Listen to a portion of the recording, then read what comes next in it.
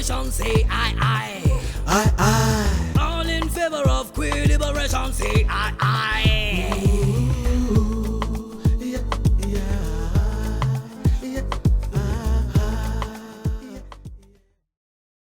Hello to all the beautiful queer superheroes out there, and welcome to yet another episode of the Queer Superhero Show right here on YouTube with myself, Mondi, the queer superhero.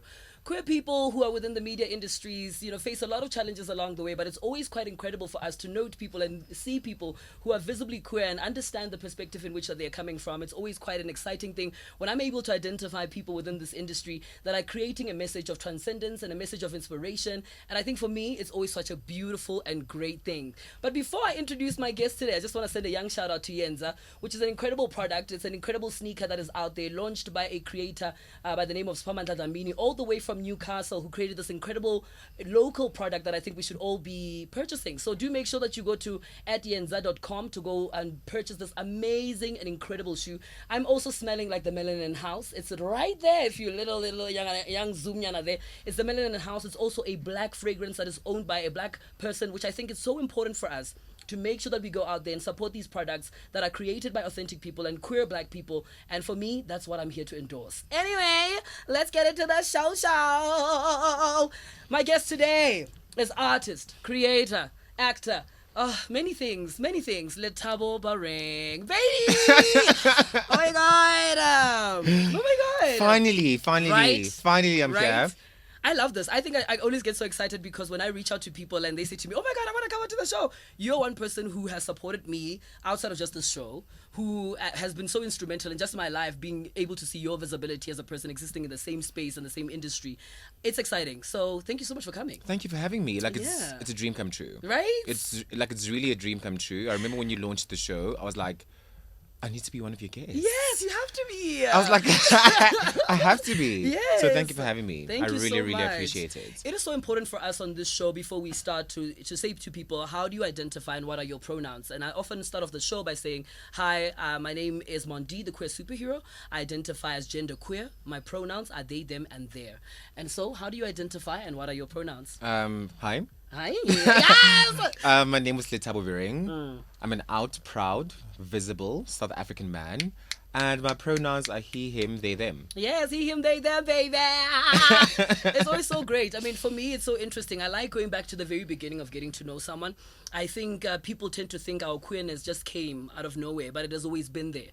And I think that's the whole premise of this show, is for us to control our own narrative. So I'm very keen to find out, can you take us back to the earlier stages where you became aware of your particular identity? What that must have been like? Because when you're young, you don't really have the language. You don't really understand what's really kind of going, but you know that you navigate life slightly different compared to other children. So any particular insight that you could take us back where you became aware of your particular identity?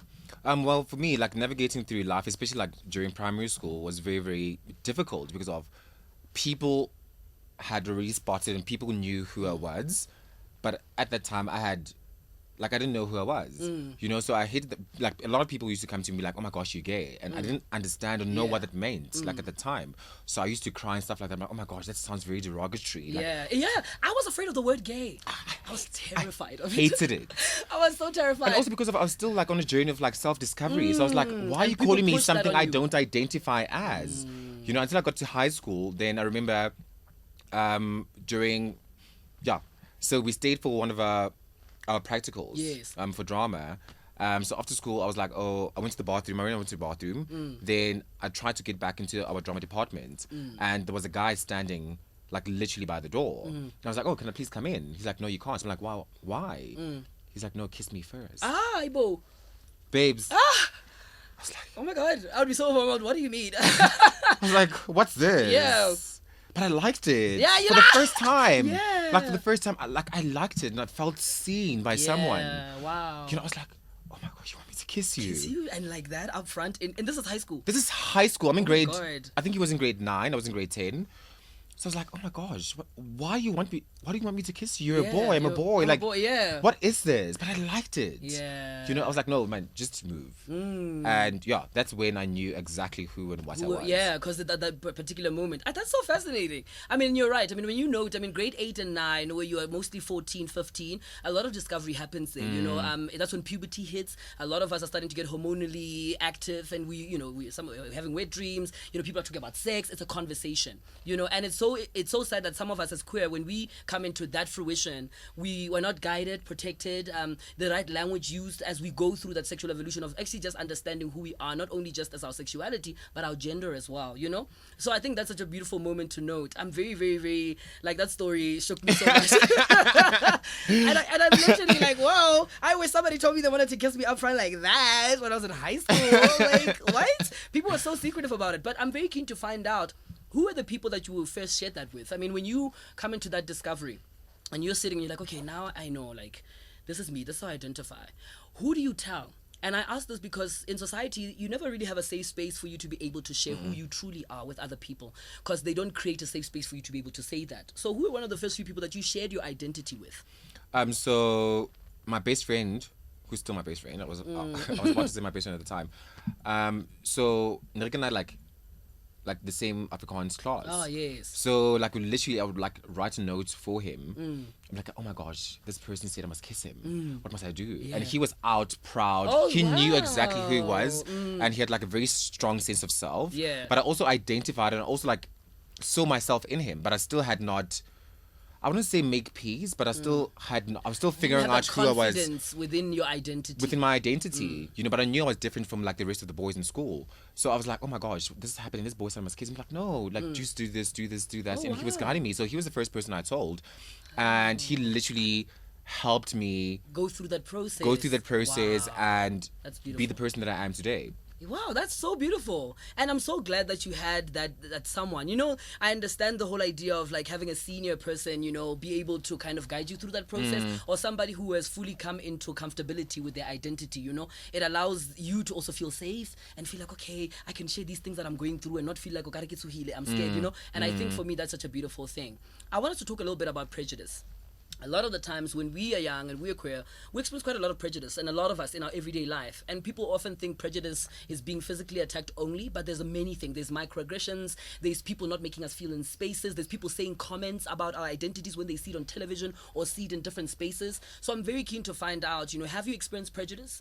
And can you take us to a particular experience that you have, you know, shared?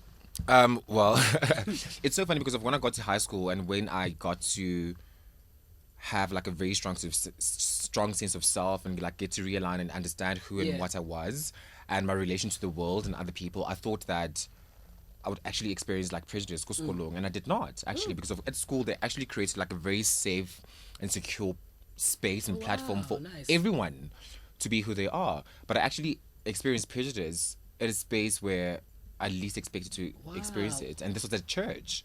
You know, so so like boys or men. Yeah, there's that gender division that happens. And it's mandatory for you who apere tai, who apere sutu, and all these things. So for me, I was just like, I can't, like this is not who I am. You know, so I had literally like physically every Sunday, like I have to deconstruct and I have to compromise who I am. You know, and this influenced how I behaved and this influenced how I engaged with people because of I'm literally dressed in, because of I use fashion as an armor to survive everyday life. You know, and how I dress and how you express yourself and how I express myself on a particular day literally influences how I engage or like how I navigate through that day. So like that's where I experienced prejudice because if I had to compromise who I am.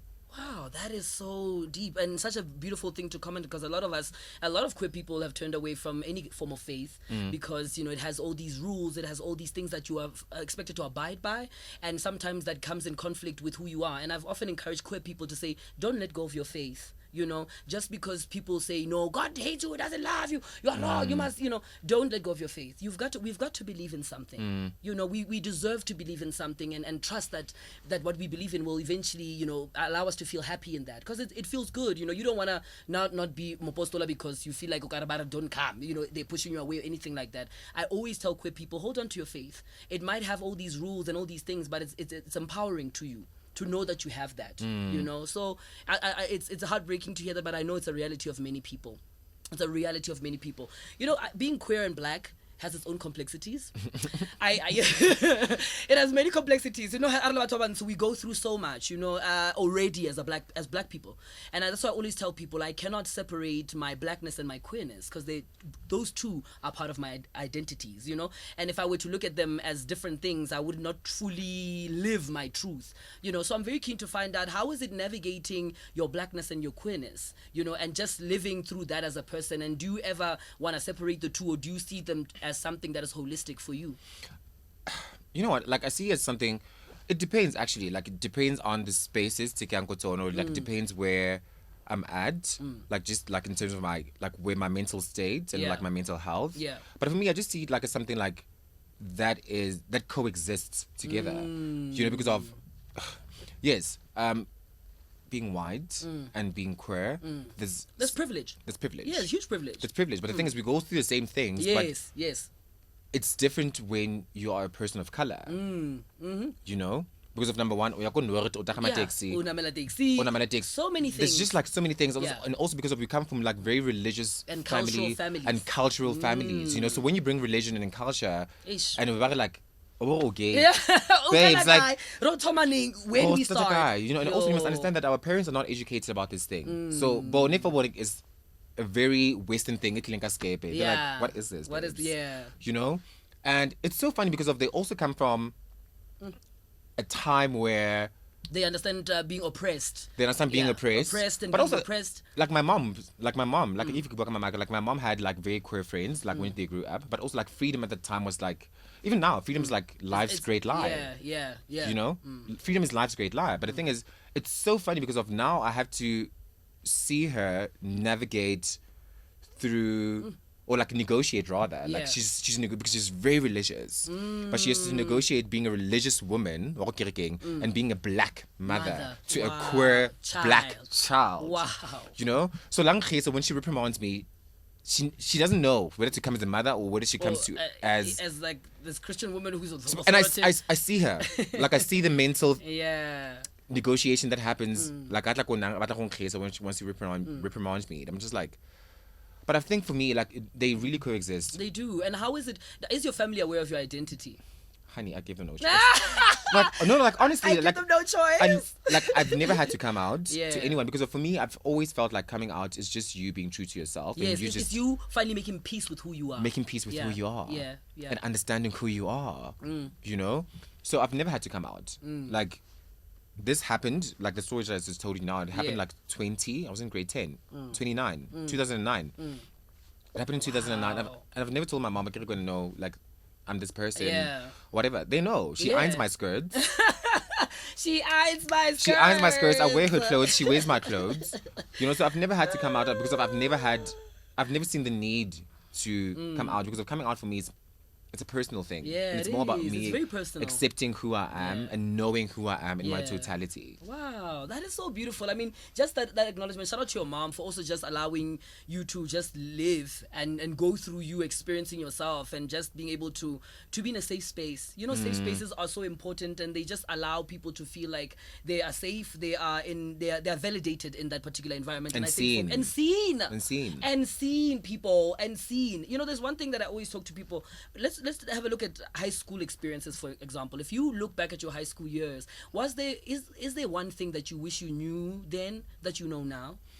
That life is meant to be felt. Wow. Because of, like when you're in high school, like at school or at home, like you are so protected from like all these other things from the world, or the things that are happening in the world, and you think that life is bubbly, life is happy, life is fun, you know, and you have all these dreams and stuff. But after high school, like now, today, I'm just like, oh my god, adulting. Like adulting is such a mess because in a day I can literally be depressed, I can be angry, I can be happy, you know. And I've always thought that, oh my gosh, I can be happy for the rest of my life. Can't you know, darling? Life is meant to be felt. So days are not going to be the same. So I wish I knew that when I was younger. Because I was so protected so much, you know, that I didn't know about the other things that are happening, or like the bad things or that are happening out in the world. Like, next time in that, now kids were like, I was like, oh my god. That's what so is interesting. this? You know, I wonder. I mean, you mentioned the fact that when you were in church, you know, you felt this thing of having to conform and stuff like that to be able to navigate in that space. Have you ever felt yourself in a space where you felt like you had to perform masculinity just to feel safe? Have you ever had to do that where you feel like, you know, maybe let me dress up in a very masculine way so I can just, you know, navigate the space? Because I know I've done that. I've done that a lot of times. Like Really? I've done that, like literally. I've done that a lot of times. I've because done it. I've used taxis. I still use taxis till today. Yeah. So the thing is, it's a lot of work because of if you're gonna be using public transport, number one. Yeah. You need to think about your map for the day. Yeah. Where you're going, who you're meeting, like everything. You consider all of that. You consider all of that. You're So going what am I outside. wearing? Okay, cool. I have an audition. From an audition, I'm meeting up with friends for a drink. But so now, but look, that's suitable That for an suits- audition, but yeah. also very cute for like for the gram friends thing pictures. after, yes. So it's just, it's such a mess. But also for me, it's not even like physical thing. Yeah. Like I don't change myself physically. I've also noticed that I changed that with my voice. Wow. Depending where I'm at and who I so have to right. engage I with. used- And So I'll crazy. only engage with someone, even if it's very uncomfortable for me. But if I need something from you, I will go. That's so crazy. And wow, I will, do I will that. change my voice, and my voice will go deeper.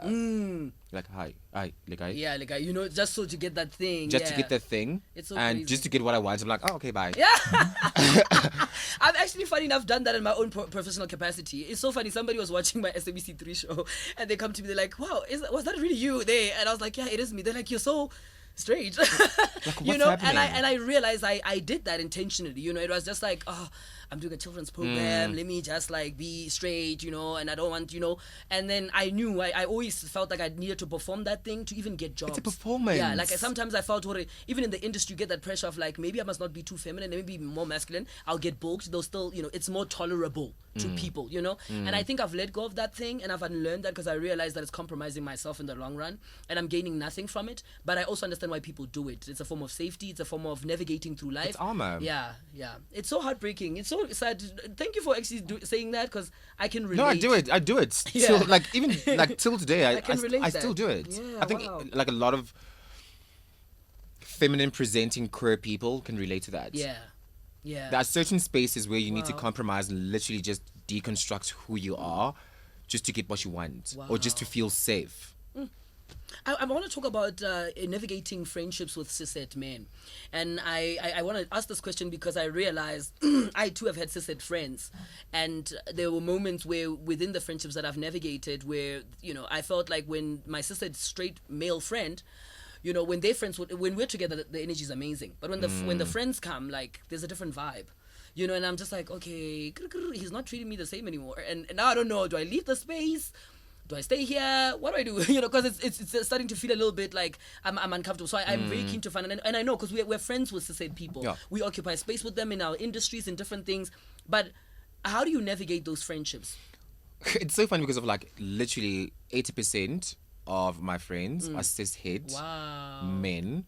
And I think I've been privileged and very blessed to have people who are not only my friends, but also like they're allies. You know, Yes, these are yes. people who do research about queer culture, queer history, so they understand who I am and they understand the community that I represent. You know, and like it's really like in a room, they'll still be like, Yeah. You don't say whether that it's that about person. me, it's Yeah. about someone else. But they'll be like, they'll reprimand the person if there's like a homophobic slur or whatever. Yeah. They'll reprimand the person, then they're like, no, we don't do that, or we don't say that. You know, so I think I've really been privileged. Yeah, in that to regard. have in Wow, that regard, and that's just to have like beautiful. really amazing cis-het men in my life. Yeah, yo, that's beautiful to know. I love that. That's a positive message, people. Yo, that's a positive message because, you know, it's difficult. It's very tricky, you know. I feel like people are uninformed and they want to learn and they don't know how to learn. So they immediately respond instead of asking or wanting But I think to it's learn. also people respond when they feel uncomfortable. Yes, yes. And remember, usually when our queerness makes them uncomfortable. When you're dressed in a very overtly feminine way and you've got face be too expressive, you are there, you know, people tend to feel uncomfortable in those spaces. Why? That's but the I thing. wonder, yeah. Why? And I think this is the question like me and my friends always have, like, It's so weird. why does me just living my life fearlessly and authentically Yeah. Like intimidate you, make intimidate you feel you less or than. like make you react? Yeah. You know, It's I'll get a so thing, weird. like, how dare you? Yeah, how dare you How dress like dare you that? dress like that? How dare you be yourself when Yeah. I can't do 1, 2, What- 3? yeah. I'm not saying they're queer. I'm not saying that No. they have like identity crises or whatever. But I'm just like, why? Yeah. It's What so am I weird. triggering? I felt that energy, and I love it when I wear feminine clothing because I can see the stares. You know, I see the looks, I see the whatever, and I'm like, you know, I've dealt with that ever since my whole life. I've been a teenager. You know, navigating queerness. It's been a struggle. You know, we've been bullied. We've experienced all of these things. You know, so I'm an adult now. And I feel like if I'm an adult and I want to live my queerness, I should live it authentically and truthfully as myself. And so when cishet people feel like uncomfortable with me or my existence being in their space, I separate myself from that. I immediately just like say to them, "Oh, guys, it's been lovely, lovely dinner. Studying, get it out." Because why must I stay there? You know, because the whole day, and then I'm gonna be on my phone, and then I'm not gonna engage. You're not gonna engage. You know, because you know, let's say for example, I'm friends with a cishet girl, and she's dating this guy, and this guy doesn't like gay people, and then now because I like you, you're my friend, you're the girl. Now I have to stay, but I can't stay at home because your boyfriend, like, he's not giving it for me, you know. And I've been in spaces like that, and I just try as much as I can to avoid being in spaces that don't really fulfill me. I think it's I think it's important to go where you're wanted. Go where you are desired and adored, darling. That's it. Where you are appreciated. When people see you, they look, wow, oh yeah, he's come. You know, they need to be excited for you. You know, and I think for me that's kind of like the message that I just want to create. So I want us to talk a little bit about purpose. How important is purpose to you? And I want us to talk about purpose because purpose is a constant conversation on this platform where we talk about constantly. It's not something that you necessarily arrive to, but it's something that you constantly are arriving to. So you can arrive, and then another thing comes, and you're arriving, and it's a different form or level of your purpose. So I'm very keen to find how important is purpose to you. For me, purpose is very important, especially like when you have a platform to advocate, to educate. Like there should be purpose, you know. And I always tell people that our gifts, our skills, our talents are not given to us for us. They're given it to serve a purpose. To serve a purpose. Wow. You know? So for me, that's very, very important. Like we are all doing this breathing thing called life for the first time. You know, let's be gentler with each other. Let's be kinder with each other. Let's learn from each other. Like the only way to find your truth is through people. That's it. Yo. Like how are you evolving? How are you gonna learn? How are you gonna learn? It's so crazy that you say that because I made an example to people. I said, guys, what are you gonna do? Let's say, for example, apocalypse or maybe war. What are you gonna do? People are like, I'm gonna stay in my room forever. Gotta stay in your room. People are dying out. You staying in your room. People are dying. People are dying. Imagine you're just gonna die. You die there and say, if it comes to me, I'll just die in here. No ways. No, guys. You die fighting. You fight. You fight. You die. I always tell people, if you kill me, you'll kill me looking fabulous. If you're gonna kill me in my queerness, you're gonna kill me looking fabulous. I'm gonna go out there and be me. Die being me. Because there's for me, that's why I always tell people these very ideas that I speak about, I'm prepared to die for. You know, because I understand that there are people like me every day who are living in fear, who are castrated, who are in captivity, who are made to feel that they're less of a human living. You know, and so for me, it's very important for us to speak out about these things. And I want us to get into cyberbullying. Have you experienced any form of cyberbullying, especially now with social media and the internet and every single thing that we go out there? We know people leave comments and they say things and they whatever. I'm very keen. Have you experienced any form of cyberbullying, and how do you deal with that when it does arise? Surprisingly, I've not. But also because I'm not... You're not really that active on social media. I'm not active on social media because it's not even a love-hate relationship. I can't stand social media. Like, I really can't stand social media. Like, I'm all about being present and just engaging like this. Yeah. And also because of social media is just very artificial for me. And frivolous. Yeah, and quite very frivolous, yeah. very artificial, very now. Like, you're trending now. After 2 hours, my babe, someone else is trending. Somebody's trending. You know? So I'm just like... Very true. The only thing that we have with each other as human beings is time. Yeah. Like, I can't be on my phone here. Yeah. And you're losing out on what's happening now. So much. And I'm not going to let anyone online tell me, oh my gosh, you're ugly, or oh my gosh, your acting is bad, or what. I'm just like, who are you?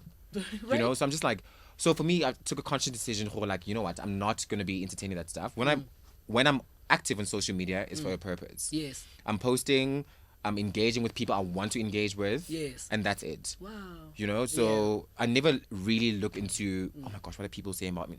No. It's so crazy because I resonate with that. Like for me, I've learned that social media, for me, it's work. You know, I do it because it's an extension of media, it's an extension of me and what I want to propagate out there. So I get in there, do my work and get out. You know, if people follow, they follow, you know, and I think I understand why I've met a lot of people. You're not the only person who said they've stayed away from social media. There's people who literally refuse to have Twitter accounts, you know, because they just don't like the fact that they witness negativity constantly, that they see that it's in their faces, it's what you're constantly consuming. Because every time when you're constantly consuming that, you tend to end up thinking that's reality.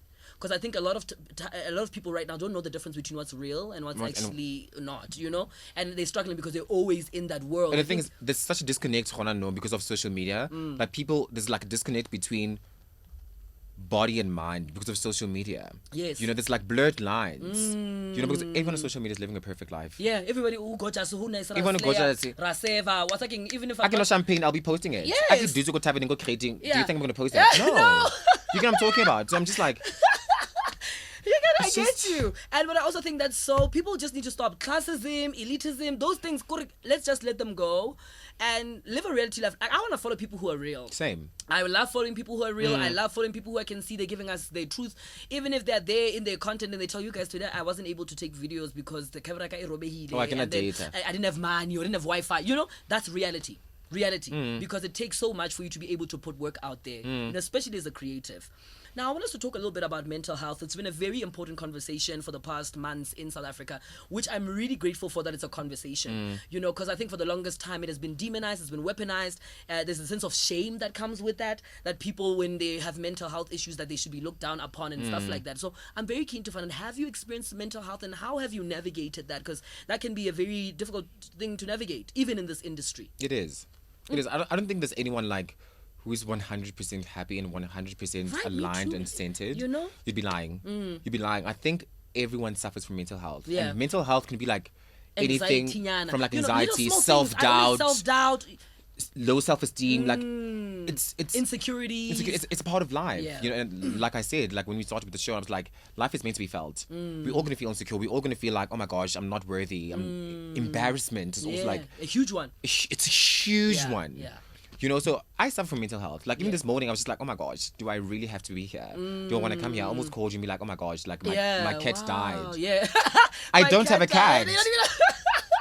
But because I was just like going through like a lot of things, I'm just like, oh my gosh, am I worthy to be on your show? Because I've always wanted to be on your show, but I was like, oh my gosh, why me? There's a lot of people who are more worthy to be here, to be seated next to you. You are worthy, you are beautiful, you are queer. So there's just like, we are all going through a lot. We are all going through a lot, honestly. Thank you so much for sharing that. I think a lot of the times, even when you ask people, I always got into conversations where I told people, I was like, for me, even how I navigate any kind of friendships or relationships or anything like that, like if I get to know someone, I tell them in the beginning, like I ask my friends, I remember asking them, do you think it's weird if like I'm getting to know someone, I tell them, hey, like I have mental health issues, so sometimes, I don't want to wake up and I don't want to talk. So, these are the things that are great, and I say, I let that person know because I don't want you to be surprised. No. I believe in when you love someone, you have to know them fully and truly, with their flaws, their beautiful things, the things you love about them. You have to know. You cannot say you love me if you don't know everything about me. Well, that's very true. And so for me, my mental health, I've used it as something to say I own up to it. And it is part of my experience, and I think it's so important for us as Black queer people to speak about it and to be open about it. And thank you so much for owning that up and saying, even this morning when I woke up, I didn't feel like it. And I can resonate to that, because a few weeks back when I was going through so many things, I was in a slump, and I called my therapist. I'm like, and she was worried. She was like, I can make an arrangement thing now. I can see you now. I'm like, no, I'm not dying. I'm just saying I need to talk. I need to offload. I need that thing where we can have a conversation about it. I mean, how important is therapy to you when we talk about mental health? For me, it's very, very important. But the thing is, I've never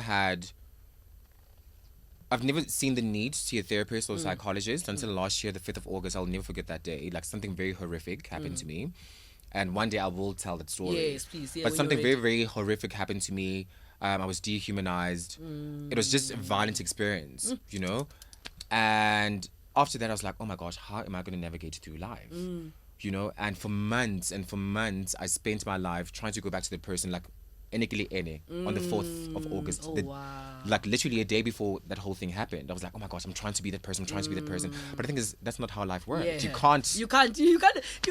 You must evolve and use that thing. We are going. Yeah. We are going. So I, like, for months and months, and like that caused me to have a healthy relationship with alcohol. My relationship with my family, my friends was just a mess. And I'm taking accountability for all of that, Wow, and I was like, okay, cool. Let me just get a psychologist. Got a psychologist, saw a psychologist. I was like, okay, cool. This is cool. And for me, whether you afford a psychologist or a therapist, it's whatever. Just talk. Yeah. Talk to someone. Yeah. find someone who can create a safe and secure space for you to just offload Yeah. and just be vulnerable. Yeah, be vulnerable with people. I think you're right. Going back again to that social media thing, it's like I think social media again. There's that disjunction that you've mentioned. There's a disconnect. Yeah, there's a huge disconnect because people really don't even they don't have that trust. Abasa feel like that thing. They can't even be vulnerable with people. They can't. And the thing is, sorry, love. No, it's I was fine. also the same way. Before this experience, like I'm one person. I've always loved control of self. I've always had control of how I feel, and the intensity of how I feel things. So the one thing I actually took from that experience was allowing myself to feel and sitting in that emotion and be like, okay, Lethabo, you feel like shit. Or you are sad. And it's hard. It's hard. So hard. To admit what it's so hard. It's very difficult. It's so hard. But my main thing was like, I need to know why I'm sad. Otherwise, if I don't know, that's very, very dangerous for me. Yeah. Like you need to know why you're feeling a certain way. Like you need to dig deeper. Deep. Yeah, and people are afraid of that. People can't even, sit with themselves. And I understand that. I understand the fear. But again, that safe space that you spoke about and finding someone who creates that for you in order for you to be able to offload. I appreciate that so much.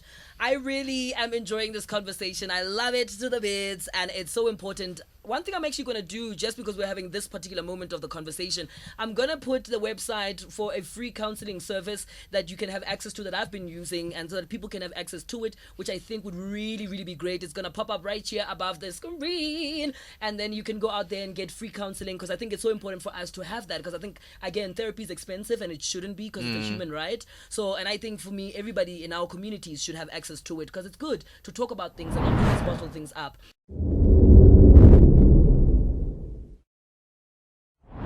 Hi guys, my name is Lethabo Bereng. I'm a proud, out, visible South African man. My pronouns are he, him, they, them, and I'm attracted to men. As long as you're cute, you breathe, anything goes. I don't have a specific type, feminine, masculine presenting, yeah, anything goes. Welcome back. You're still tuning into the Queer Superhero Show right here on YouTube, and that was Identity Defined. Do make sure that you also find it on YouTube Shorts, which is doing some incredible things out there. And I thank you so much to YouTube Shorts for always supporting this platform and also supporting me in terms of what I do here, which is really, really, really cool. So expect some amazing short kind of form content from me. It's coming, y'all. We gonna give y'all this great stuff. I'm telling y'all. Baby, thank you so much for honestly just having this conversation with me. There's just so much that we touched on that I relate so much to. It affirms me to know that I'm not alone in my lived experience, and to know that we all experience similar things, and they all impact us differently but similarly. And I think for me, that's just a very important thing to share. Now, I want us to talk a little bit about what inspired you to get into the arts, honey. Why you wanted to be an artist? Why you wanted to be an actor? It's so funny because I remember when I was in primary school, so my uncle had, I'm not sure if he still does, I'm not in contact with him. Okay, sorry, uncle. So he had like a taxi empire. Ooh, so I remember when I was in primary school, all I wanted to become was be a taxi driver. You lie. I'm serious. I was like, I want to be a taxi driver because this is the man, like a very influential man, when I was very, very young. Like he used to pick me up and stuff. He used to take me to school, like very, very. Oh, wow. Then life happened, obviously. I got to high school. Then I remember in high school, we didn't have art and culture. So you had to choose between 4 disciplines: drama, design, music, and dance. Oh, wow. Yeah, so I chose drama. Grade 8, 9. So obviously when you get to grade 10, like you choose your own subjects. So I still did drama. But I also did like other subjects that I really, really enjoyed and that I really, really loved. Accounting and CAT. Ooh, yes, those were great. I loved accounting, but we never had CAT. I wish we did. Loved it. Yeah. Loved it. But I was horrible. Yeah, I wasn't a mess. Accounting, So that's how I got into that. Then I remember when you get to matric, you want to further your studies. Like, oh my gosh, what am I going to do? Yeah. I was still my mind was everywhere. I was like, I want to be a teacher. Oh. I want to be this. I want to be this. Drama was literally my last option. Wow. And I remember deciding to take a gap year. I was like, yeah, I'm just going to sit at home. Yeah, literally. You are so brave. I was like, I'm just going to sit at home, you are binge so on brave. Totally Spies and the Pop-Up Girls. And Totally Spies, I love it. Then I remember my dramatic arts teacher came to me. He's like, no, man, I think you're awesome. Like, why don't you apply? Like, I applied all these schools, and all of them took me. Oh, wow. And then I had to decide where you want to go. Where And I was like, oh, okay. I went to the lab, the Market Theatre. Oh, nice. And also because it was close, because my best friend decided to take a gap year. Then I decided to be in Joburg because of I wanted to be closer to him. Yes. He's my baby. Yeah, somebody that makes you feel safe and makes you feel lovely. But I think it's so amazing how, art just somehow finds us because of just the random selection of life, the arbitrary idea of life, and somehow we just end up in the spaces that we're always supposed to end up with. I wonder, was art instrumental when you were growing up? Because for me, I know being on stage was a safe space for me. Like when I get to be on stage, like nobody could tell me anything. When I was on stage, I am fabulous. I am, that's where I got my power. But when I would get off stage in school, I'll be teased because I'm the arts kid. I'm the, the one who's loud and he does the musicals and the whatever. But I know art was kind of like a safety place for me. So I'm very keen. Was it instrumental when you were growing up? It was very, very instrumental because of like growing up, I had like a very, very low self-esteem. I still do a bit. Gorgeous. Oh, gorgeous. Honey, you are gorgeous. How dare you? Guys, but I understand. It does happen. So yeah, so for me, the stage has always been such a spiritual experience and spiritual space for me to be in. Yeah. And the one thing I like about performing, especially stage, is that I have access to those people because I spent months and months researching and workshopping and just creating this character. So I have access to them all the time. Wow. And so for instance, for like a character like Queen Bling, Born Naked, like this character that I'm playing from Born Naked, when I feel like I don't have the confidence or like I'm not worthy or I want to be fierce, I'm like, okay, cool, I need to channel Queen Bling. Yeah. Let me tap into her. Yeah. So for me, it's always been about access to all these characters that I've been blessed with. That's beautiful. How do you get into costume then? Because, when you just mentioned to me, I also do costuming. Can you costuming where? I don't know this, girl. I know you from Mamelo SABC2. That's why I saw you. I was like, that's my girl. And I was just like, costuming. When does that come about? So had you always had a fascination with clothes? I'm keen. The thing is, I've always used fashion as an armor to survive everyday life. Yes. So because I remember back in high school, for me it wasn't even about fashion, it was about academics. So I'm to act like Unari. Oh, you game? Like, yes, I'm game, but I'm getting 90 for maths. What are you doing? Because for me, I've always thought that our only fight against homophobia is success. And wow. after high school, I was like, okay, cool. Now what's gonna be my armor? Because of now it can't be academics. Like my armor now is going, fashion. Let me be the fashionable boy. So that thing, like before you, I get like walking like down the road or whatever, like before you say anything or before there's like a homophobic comment, whatever, you're gonna look at my shoes. Yes. And like, oh my gosh, fuck, he's wearing nice shoes. He's wearing nice shoes. Wearing nice yes. shoes. So by the time you want to say something, oh my gosh, I'm already there. Yeah, I'm already like. And you've forgotten what you wanted to say about me. Literally. So for me, that's how I got into fashion, and that's how I loved fashion. Then I remember after graduating, at the lab, we had like exit interviews, and they were like to me, "Oh, let's have a come in." So during my interview, they interviewed blah blah blah. They were like, "Oh my gosh, we saw because we had a production that we took to the National Arts Festival." Oh, nice! Shout out to Grahamstown. Shout out to Grahamstown, Makanda. That's what it's called now. That's what it's called now. Yeah. So, and I remember our costume designer at the time. He was not tuned in, so I had to step in. I'm like, no, guys, let's take these pieces. Like, I was making bags, I was making things. Wow, you are that crafty. I'm very crafty, and I have an eye for design, which I didn't know about. So during the exit interview, they made me aware of it. They're like, oh my gosh, you actually have a gift. You actually have an eye. So I remember after graduating, I shadowed the in-house costume design at the Marco Theatre. Then I was working with her for like 2 years. As an intern, then as like an assistant. Then from there, I started like doing costume design independently. That's so beautiful. That is such a beautiful thing, and I love that because you get to influence so much when you do that costuming for films and television. There's so much influence there because detail, and I think that's one of the things I see sometimes with a lot of the productions in South Africa, that detail is what we need, Once we get that part, we're just going to flourish because the stories are there, we just need the platforms and the opportunities, and then when the people and the right minds behind the right ideas, we're flying. Thank you so much, Nova, for sharing that, because I know like having a gift is also such a beautiful thing, and being able to discover that. You see, again, that whole arbitrary thing of how things find you when you're in one moment and then it leads to another thing, and then all of a sudden you're just there. That's the beauty of life. Now, I want us to talk a little bit about ballroom culture.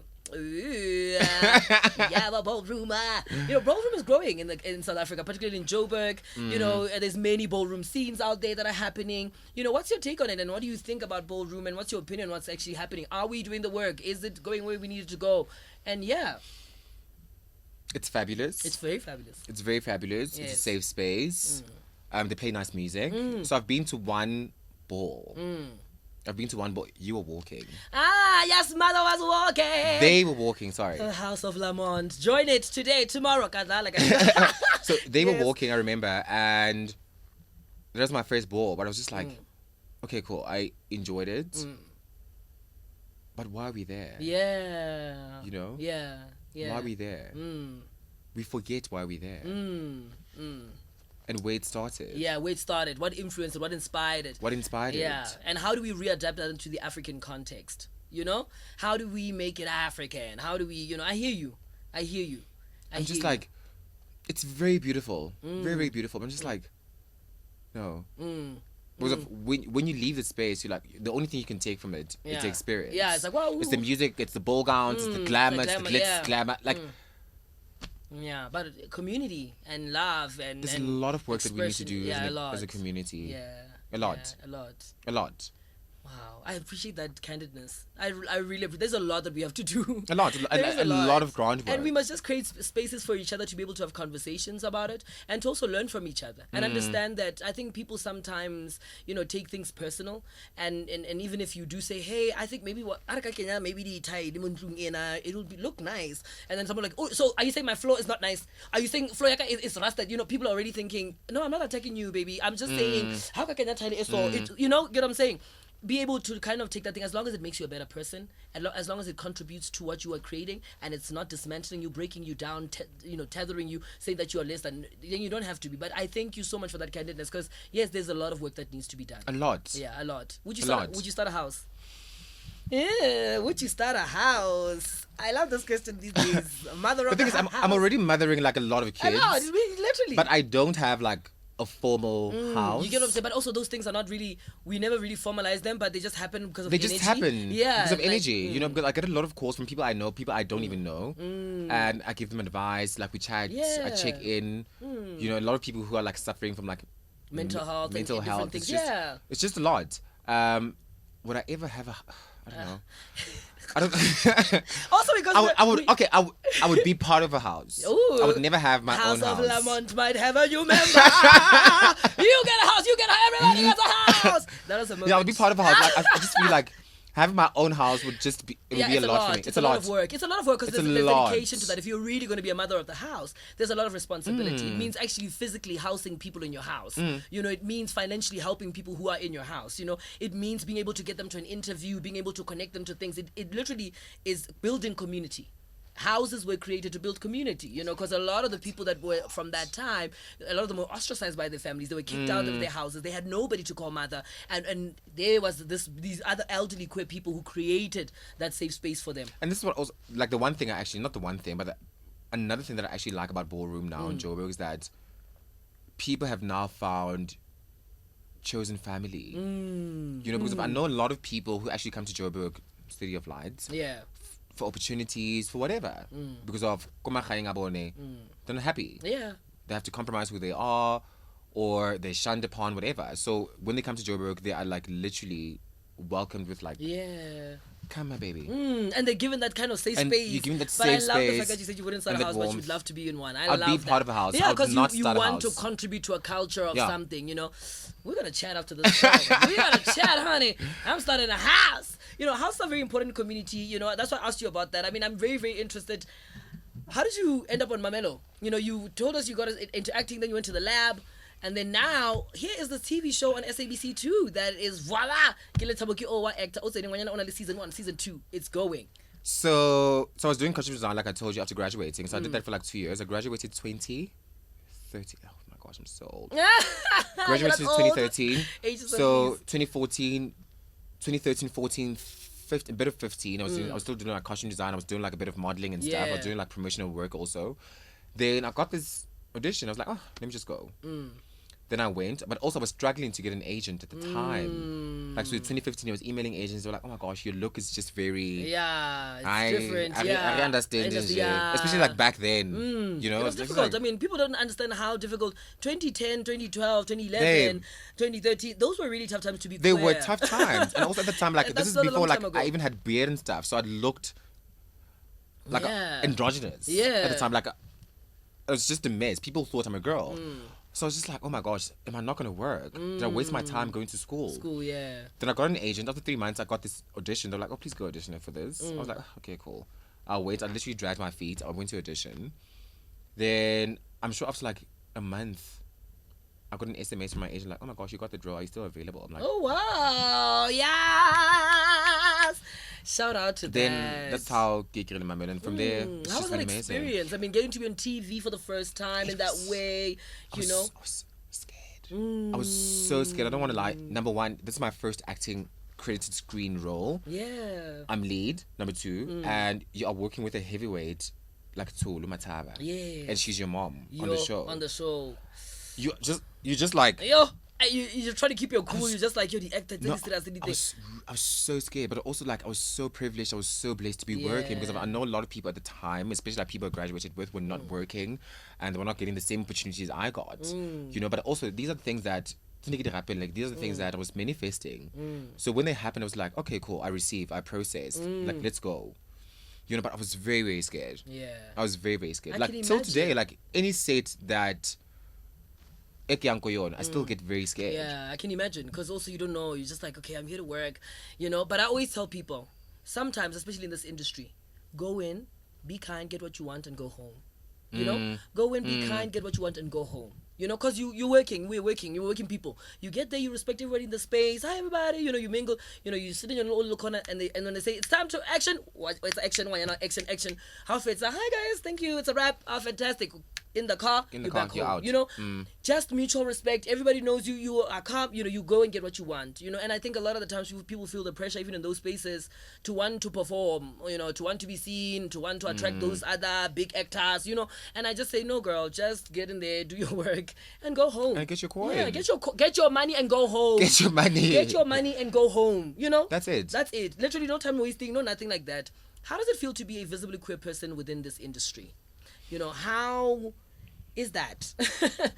Because I know, like I said, when we did that show on SABC3, I had to alter myself, and I knew from there that it wouldn't be easy. Hence, I started my own production company, and I'm pushing my own content, you know, because I knew it was important. So, but how is it being visibly queer? For me, it actually works in my favor because Same. it actually works in my favor. Same. You know, and because I hope like after shooting Mamelo season 1 or was it season 2? I can't remember. But then me and my friends were just playing around, and, like just being girls. You know, playing with makeup. I was wearing a wig. We were posting on Instagram, blah blah, and that's how I got hustle. And I was playing a trans woman. Oh, wow. You know. And that's the role that made me the first South African actor to play a trans being on national television. And who is queer, and which who is really queer. amazing. You know, so that's how I got it. So for me, like, being comfortable in who I am has really, like, opened a lot of doors for me. Yeah. Wow, that's so empowering. Be yourself, do what you love. Many doors will open, baby. Is there enough media representation in the industry of queer people? And I ask this question because I think we need to speak about it enough because it's not enough. Is there enough representation? There is. Okay, enough. Not enough, but Okay, but there is. There is plenty. Okay. But the look, the messaging that's being perpetuated. it's the messaging for me.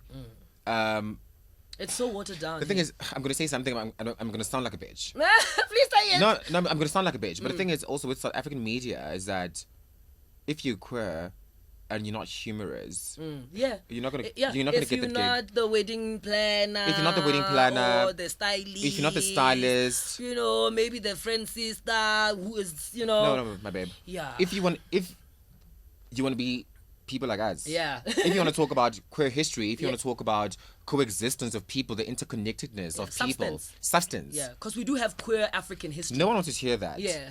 But and make people laugh. Yeah. You know, and that's how you get booked. Yeah. No offense to my humor queens. They're making their coin. No, they're doing great. They're doing great. Slay. That's fine. But I'm just like, when are we going to talk about? Because we know it.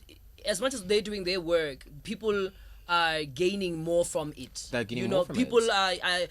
There's in a sense it's almost like exploitation of expression. Because you know you're just doing it because but let's go in the front. You know, and I just think we're more than that. And the thing is, sorry. So this week, I had an audition. So, and they were not transparent about it. So I had an audition. They were like, okay, please send like a 1-minute monologue, comedic, 1-minute monologue, dramatic. I did that. Then I got a call back the next day. Then that's when they sent me the script. I was like, So this is like a gay boy, and ntho ya gagwe fela ke go tsamaisa ditaba. So I'm like to my best friend, like, should I go to this thing? Should I not go? I was like, but you know what? Let me just go. Like, I literally dragged my feet to actually go. I was like, I don't want to be part of this. I don't want this role. So I get there. I get to audition, the callback. Yes, and then I started speaking to the casting director. I'm like, what is this? And also he's queer. Oh wow! I was like, what's this? I was like, there's so many storylines. Yeah, so many people. There's so many of us. There's just so many of us. What? I'm just like, why does the gay character always have to motho bereka go salone? Yeah, every time. Manala, motho tsamaisang ditaba. O tshegisang. Yeah, you know. I want to see them at home when they're not at the salon. I want to see them in a corporate structure. I want to see them as a gangster. Babe. You know, I want to see them, because we are that, We are that. Like, how do we humanize them? Because of now it's just very caricature. Yeah. I was like, I auditioned. It was weird. I was just like, I hope I don't get that role. Wow. No, that's how I felt. And I have a feeling I'm gonna get. I'll tell you if I have a feeling I will get it. And you probably will get it. I know I'll get it. You probably will get it. You definitely will get it. I know I'm gonna get it, but I'm just like, you definitely will get it. Trust me. I can't. Like, I really cannot. This like, conversation we just had is such a truthful conversation. This moment, this part. And I have something actually. Ooh. No, I have something because of we talking about this. It's on my phone. You screenshotted it? I did. And there's a timestamp. Oh my God. But you're so right, Lethabo. I mean, timestamp. Really, really just what you're talking about and the reality of it. And it's so crazy because we know, and we are the ones that are experiencing it, and it's so serious, the fact that we're living this life and we're the ones that are going through these things. And to have somebody, and what hurts me the most is the fact that there actually are queer people that are working behind the scenes who are in those spaces and those rooms. Spaces. And but they're not saying anything. It's right, this thing. So we all just say, it's like, go, great. Is there nobody in the room who says, "Oh, man, can we revisit that?" Is there nobody? And it breaks my heart. It does, because we do have queer people in powerful positions who can change that. And the thing is, when I'm starting, like when you're out or when you're with like chilling with like a lot of cis hate, or when even with family. Yes. Because of representation, that thing, it's very humorous. It's very gadansa. I'm doing this. Even when you're with your family or in a safe space, like, chomi jive. Yeah, and come and entertain us. You see, gimmick. I always say then they're like, I want to different. Like, what's that? I'm like, babe, I only laugh with my girls. Yeah. Why must I be here to make you laugh? Like, why must I be here to make you laugh? Wow. I'm like, I don't do those things. Me too. No, it's like in a club or something when people want you to be the center of whatever. I always just say, no. guys, no, I don't want us, and that's why I don't like going to straight spaces that much, because I end up being the gimmick, the entertainment thing that's part of the whole thing. And I'm not your entertainment. I'm here to be queer, I'm here to be fabulous, I'm here to be excellent, honey. Thank you. And you've got to be out here and allow me to be in my fabulosity. And it's so sad because what we're talking about is the reality of so many people. It is. Yeah, especially in the industry, even when you're visibly and you're a visible actor who's queer, you get so pushed aside, and people struggle to even identify with the community because the only image that they see is that. And so they think that's what we are. That's all we are. That's all of us. No, darling. No. We want to have serious conversations. Girl, we have more than that. We have people who have people than that. So many like industries. Before I'm the person that I am, I'm a brother, I'm a nephew, wow, I'm an uncle, I'm just like a lot of things, but also I'm human. Yeah. I go through depression, I go through like a lot of things. It's like, for me, I just feel like queer narratives, especially like South African television, they're not humanized enough. Yeah. I've been privileged to play characters that have meat. And then inspire people. But I've also played characters where I'm like, you just know, what is this? But also at the time I was not educated. Like the things that I know today, like just in terms of like trans rights, what trans people go through. I know these things today because of the show that I'm doing now, Born Naked, the play that I'm doing. Yes. Okay, let me go back to this thing. Because we talk about like please send representation. it to me so that we can put it up on the screen. Yes, what does it say? I can't send it to you. So the timestamp, 24 May 2021. They wrote, representation is not the placement of a queer character in a story that was never about them to begin with. It's about the acknowledgement that there is a story out there that is centered around them and it's not being told. Queer people are not just the decoration in a story. Why does that sound so familiar? I screenshot that. Yeah, that sounds like something the 24th I of May, tweeted. 2021, 10 past 9. Why does that sound like something I said? You lie. That's literally those are my own words. I just literally got gospeled by my own words. You And lie. It's made so much sense for me. Wow, you screenshotted that from last year. From last year. That I just was like, got me. Oh my god. Oh my god. Like, because I've put myself in situations where I'm just like, what is this? What am I doing? Wow. Is this good representation? And the thing is also, we must also take accountability. Yes, we must. As the performers, because when you get a script, I understand that, yes, you have to abide to what the script is saying, whatever. But the thing is also like, we also have a voice. Yeah. We also need to do research. Like, I remember, like I told you now, So like I was playing emotional. this trans woman. Yeah. Like, I didn't know anything about trans rights. Yeah. Literally everything I knew was like from what the script I got. But now today, I You can were tell like, you can't tell me anything. Yeah, research everything. I was like, information. I have information, I have research, I know what's happening on the ground. Yeah, I think for me, You know? when I started the show, it's when I realized I don't know enough about queerness. Like I sat and I was like, yo, di pronoun Mickey Ingi, you know, and I didn't know. I was like, oh my god, gender queer. I didn't know. That's how I got to evolve to be queer now, because I learned that, because there was a part of me that still felt trapped, or like I couldn't express it, and then until I understood and had conversations with other people who were queer, and then I was like, oh my god, these are things I've been feeling, but I didn't know like they had names. I didn't know like I could really like still be me, but you know, because I now I have the language. Language is such an important thing, and that's what media has the ability to do. You know, we use terms like cishet, and people don't know those things, you know, but when they read them and they hear them, they go and they research them, you know, because they're curious about them. Thank you for reading me that. I really forgot. It's really Wow. like I live by this. Wow. I literally live by this. I'm just like, Yo, so that whenever is I do something, I'm crazy. like, wow, how was Born Naked? You just recently came back from Cape Town. Oh. Born Naked is a beautiful show, guys. I watched it, and I went with a friend of mine, and they cried at the end of Born Naked. This is somebody who is cishet, and they cried. They were like, this story, and I was like, you're crying, and I'm like, they were there together, oh, crying. Like, he literally cried after you invited us to watch the show that day. And so how was it just getting to work on Born Naked? it's really been amazing. Yeah. Like, we've been doing Born Naked for like 4 years now. We started in 2018. Yeah, 4 years. It's really been amazing. Like, I've Yeah. learned a lot about myself. I've learned a lot about my relation to people and the world around me. Yes. Like I can't. Like, it's Yeah. it's really just been Wow. like Just the story as well is so inspirational. To know that it actually is inspired by a real person's story who was trans and who got such violence happen to them.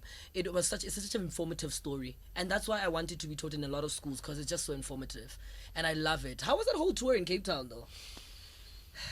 Was it lovely? Banyana, they are traveling these days. Banyana, by any tours. I've been back for a week now.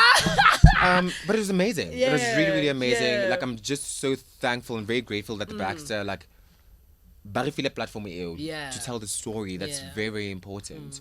You know, it was just spiritual. It was Yeah. amazing. Being there with the team, being there with Jake, being there with Yeah. Kirsten, Ryan. I felt held. Yeah. It was just. Wow. I don't even have the vocabulary. Yeah, to really articulate how great it was. To really articulate how great it was. Yeah. It was really, really amazing, and Wow. and very well received also. Very well received. That's good. That means it's serving a purpose. It's doing what it's meant It to is. do. You know, what do you think about internal homophobia? And we're going to be wrapping it up soon. And I just want us to talk a little bit about internal homophobia. Have you ever experienced internal homophobia? And what do you think about it? You know, a lot of the times, then I feel good, you know, the ones that dress a bit feminine, I don't want to hang out with them too and much. whatever. Yeah, now I'm not into RuPaul's. And for me, it's like I try to educate people. Like, we all are interested in different things. There's queer people who are interested into sports. There are queer people who like love finances, and they're so like into, you know, there's so many of us who are different, and it's so sad when someone is internally homophobic. Just because you like RuPaul and I like soccer does not mean that we cannot get along. True. You know, and does not mean that we can learn from each other. You know, and I think for me, it's the worst thing ever, internal homophobia. But I'm keen to find out what you think about it. It's a stupid thing. Honestly, it's very really, really stupid. stupid thing. Because we need to learn to coexist, not just as queer people, but just as a collective, as human beings. Very true. And the first time I actually experienced it, because I didn't know what the fuck that was. Yeah. Can I say fuck on your show? Yeah, you can say fuck yes, can YouTube, fuck, you know. So, YouTube. like, the first time I actually experienced this, I was out at Great Day. And the thing is, I don't like cosmopolitan spaces that much. I like them because I get to dress up and stuff. But the first time I experienced it was at Great Dane, and I remember someone, like, best friend is very masculine presenting. I love your friend, by the way. I'm a huge fan, and he's also an actor. I love him. No. Oh, not that one. Mitt Rand. Oh yeah. Oh yeah. It's an inside joke. It's an inside joke. So yeah. Yeah. Him. He's very masculine presenting, and I'm very enigmatic. I shift. Me too. When I realize I shift, I'm a shapeshifter. I can wear suits. I can be wear a both, ball gown. I can be whatever. I can love literally it. let my beard grow. I'm anything and everything all at the same time. Yeah. So a couple of the day I was wearing I think I was wearing like a satin dress, and I remember this person coming to my friend. Ari, why are you chilling with this person? Oh, too much. You come chill with us. I win. And my friend, being my friend, is like, what are you talking about? This is my best friend. Yes. Then he came and told me, and since that day I was just like, yeah, because it's weird. That's weird, so weird energy. That is, you see. It's just weird energy, and the thing is especially also from queer people. From queer people. Why would you do that? But the thing is also, like, we also live in times where there's a I don't even want to say hierarchy, but like, for lack of better words, like, there's a hierarchy. There's straight acting, and I don't understand the acting. Leave the acting to people who are trained to act. And I think that term, we need to stop using it. It's masculine presenting. It's masculine presenting, yeah, you can say that, because straight acting, so when straight acting, then you get like the femboys, then you get people who cross-dress. Yes. Like, there's just like there's a so lot much. of, there's trans women. There's just so much. So one of the thing, like, oh, wena or too much. I'm like, oh, get too much in now. Have you seen all in joking thing we go with the makeup? Yes. You know, so we always take the hate and take it back to someone else. Yeah. You know, there's classism. There's just a lot of things that are happening in the community, which are so unnecessary. They really are. They really, really are. And I just think we need to do better. I mean, how do you prepare for your roles when you have to get into the role? You know, a lot of people have their methods. They say, I go to a corner and I focus and I zen out. You know, how do you prepare for a role when you go and you go and you act? Firstly, I read the Bible. Yeah. The script. No, the script. Oh, the Bible. I'm like, oh, I'll read the script, like, that's beautiful. a lot of times, and just trying to understand who this person is, and just see if I can pin them to someone I know. Yeah. You know, so, or if I can like relate them to someone I know, and I'll always bring a part of myself to any character, like to any character. So if that character is vulnerable, like I'm literally forced to go back to the last time I was vulnerable. Like, okay, cool. I'm going to use this experience to show this emotion. Yeah. But it's a lot of research. It's a lot of refining. Yeah. It's a lot of finding the details of everything. Finding the details and allowing yourself to just be and be vulnerable. Wow. Listen, I want to understand, what is it like living as a queer person in South Africa? I mean, I asked this question because there's been a whole lot of violence that's been happening around us and around our lives. I lost a friend of mine, Sam Junior Mbata, and I'll always talk about him because, you know, he was my friend, and having to lose him to such a heinous thing for him just being queer really broke my heart. And it just made me realize that we're not safe. You know, even though we think, even if you're thinking Udulako Senton, you're still not safe. You're not. You know, because somebody can still exert some kind of violence for you in that particular space. So I'm very keen to find out, what is it like living as a queer person, Momo Zanzi? It's not great. We make it look great. Because we commercialize it, but it's not great. Yeah. But the thing is also the work. Yeah. You know, because of, number one, how are we going to make platforms like Grindr safe? Yeah, how do we? I tweeted about that platform. I said, this platform is not safe. Why are the people here saying such dangerous things? It's not safe because of there's so much shame that's surrounded around identity. Hookup culture. Babe, people have been hooking up since the eons of dawn. You know, a long time ago. So now, because of now, we look down on people who are on Grindr or whatever. Yeah, and we shouldn't. It's not a safe platform, and which makes it very vulnerable. Yeah. Because of Batubai, it's all like, okay, cool. Yeah.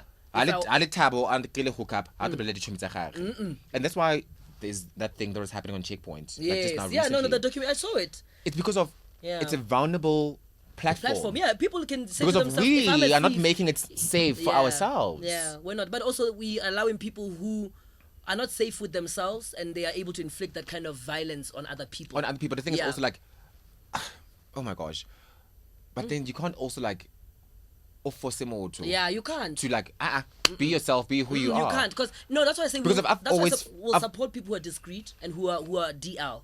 You know, but those are the same people who make platforms like Grindr unsafe. Yeah. But the thing is also, you can't force. You can't say to them, you must come out. No, you can't. It's just so tricky. It is very tricky. It's very, very tricky. It's very, very tricky. How do you deal with that? How do you, say to someone, I can be your safe space? You know, how do they go into that platform and still say I can be a safe space? And that's the thing now with even that thing that happened on that channel and that whole documentary thing. I thought it was great to share that story, but now I see someone sitting at home saying, "Ish, oh, so then if I wanna like if I can get money from like gay people, so I can go on this thing and like flirt with one of them and then meet up with them and take their phone." Literally, because somebody now can go and say, "Oh, okay." Okay, so I can go there, put a little profile and whatever, and that's what they initially do. You know, they trap you, they tell you, they send you images that are probably not of theirs, and even if it is theirs, they're only just doing that so that they can only endanger you. And you're right, we should not demonize hookup culture. We should it's not. It's an instrumental part of who we are. Exactly. You know, people must hook up. People hook up all the time, and I understand that. You know, so it's very important for us to be able to. We're going to be wrapping it up. I know, don't kill me. All right, the last question. I'm going to ask it now. We are going to be wrapping it up. All right. There are many queer people who would love to get into what you do and that would love to. What would you like to say to those young queer people? Just be yourself. Like the most important thing is just to be yourself. Yeah. And live life fearlessly, unauthentically. Yeah. You know, and it's so difficult, especially for like young black queer people, because of we come from families like they come from like a different time. A different time, you know, and parents can be or are actually not can be. Parents are very dangerous human beings. They can also create an unsafe space for you. You know, so it's very important that you root yourself and find like a center and find a formula that works for you. Yeah. Find a formula that works for you. I love that. You know the show's not over until we play Who Would You? Top, bottom, or verse. It's a very instrumental part of the show. I love this part because it's fun. Okay, Lethabo, so we're going to give you 3 celebrities. You got to choose. Cool. Who would you top? Who would you bottom for? Who would you verse for? Okay, cool. I wish we had that chat about... but anyway, it's fine. It's fine. All right. We've got... Lungile Khadu, guys. Oh, where's that man? He gorgeous, Lungile. I used to have a huge crush on him. Right, me too. When he was on Rhythm City. Rhythm City. But not anymore. I mean, now he looks like a silver fox. Did you see him? He looks hot with that grey hair. Okay, and then we've got Michael B. Jordan. Ooh, he's cute. And then we've got Demi Lovato. They are beautiful. Okay, cool. I love Demi. I love Demi. So I'll verse Demi. Okay, verse Demi. Definitely top Lungile. Oh, wow! I love you. Yes. And last but not least, he's our bottom for Michael B. Jordan. Bottom for Michael. Okay, that was cute. Lethabo, this has been amazing. Thank you so much for having me. And I just want to say to you that I see you. Thank you. I see them. Yeah. I appreciate them. And they are necessary. Thank you. They are really, really necessary. So validating to me. Thank you so much. Thank you. I love you. I love the work that you do. Keep on being you. Keep on sharing yourself. Keep on creating. The world deserves you, needs you, and requires you, and you deserve to be here. You know, you deserve to exist, and you are affirmed. You are beautiful. Regardless of everything that you're going through, always remember, I'm here, I'm alive, and I matter. And that's the most important thing about us. We need to remind ourselves of that and know it, because it is truly in us to be great. All right, everybody. That was a beautiful conversation I had with Lethabo Bereng. Please do make sure that you go and follow them on social media platforms. They've got incredible things that are coming out. And there are rumors that How to Ring Christmas might be coming back, baby. So if you know, you know. So do the damn things that need to be done. And do make sure that you follow us on all our social media platforms. And remember to go get some Yenza shoes on yenza.com. We're also available with the Melanin House on the Melanin House _Regal. It is a fragrance that I am launching. It is a fragrance that I'm pushing. It's incredible to support African content, African businesses. Let's go. Let's do it. Let's push each other. This is the Queer Superhero Show, and my name is Mondi. Remember to love yourself in all shades. Bye bye.